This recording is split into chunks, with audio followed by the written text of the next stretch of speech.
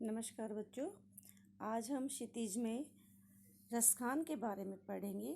उनका जीवन परिचय।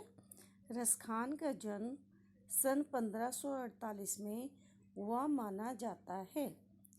उनका मूल नाम सैयद इब्राहिम था और वे दिल्ली के आसपास के रहने वाले थे।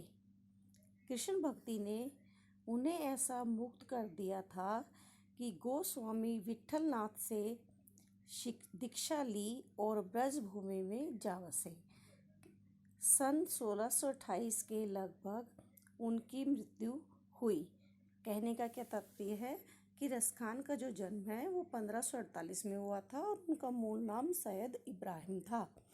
दिल्ली के आसपास के वो रहने वाले थे और कृष्ण भक्ति से वो इतने ज़्यादा मुग्ध थे, कृष्ण भक्ति के प्रति इतना ज़्यादा उनका प्रेम था कि उन्होंने गोस्वामी विट्ठलनाथ से शिक्षा लेने के बाद ब्रजभूमि में वो जा बसे और 1628 ईस्वी में उनकी मृत्यु हो गई। सुजान रसखान और प्रेम वाटिका उनकी उपलब्ध कृतियाँ यानी रचनाएं जो वो लिखी थी उन्होंने। रसखान रचनावली के नाम से उनकी रचनाओं का संग्रह मिलता है।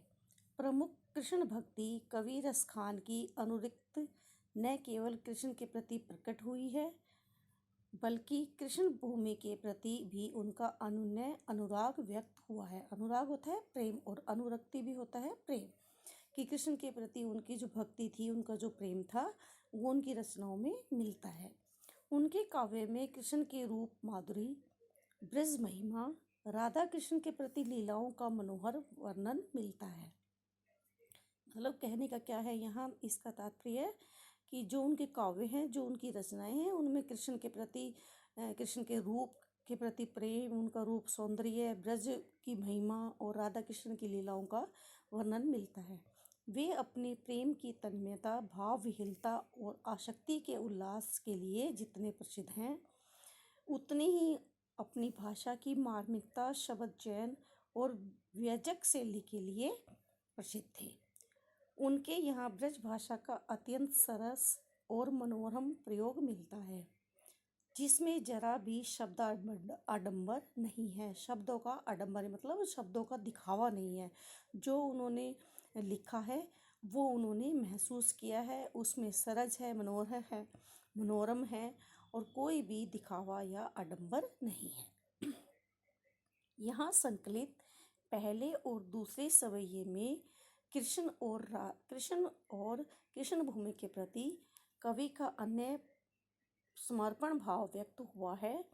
तीसरे छंद में कृष्ण के रूप सौंदर्य के प्रति गोपियों की उनकी उन मुग्धता का वर्णन है जिसमें वे स्वयं कृष्ण का रूप धारण कर लेना चाहते हैं। चौथे छंद में कृष्ण की मुरली की धुन, उनकी मुस्कान के अचूक प्रभाव तथा गोपियों की व्यवस्था का वर्णन है।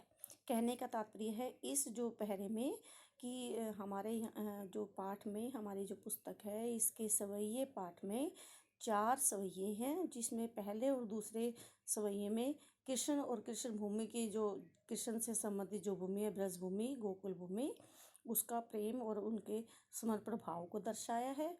तीसरे छंद में कृष्ण के रूप सौंदर्य के बारे में बताया है, जिससे जो गोपियाँ थी वो स्वयं धारण करने के लिए भी तैयार थी। और जो अंतिम छंद था उसमें कृष्ण की जो मुरली थी, उसकी धुन और उसकी मुस्कान के बारे में, और गोपियों की उसके प्रति जो मजबूरी थी, कृष्ण के प्रति ना चाहते हुए भी उनके तरफ खिंची चली जाती थी, वो प्रेम, वो व्यवस्था उसमें दर्शाई है। ठीक है बेटा, धन्यवाद।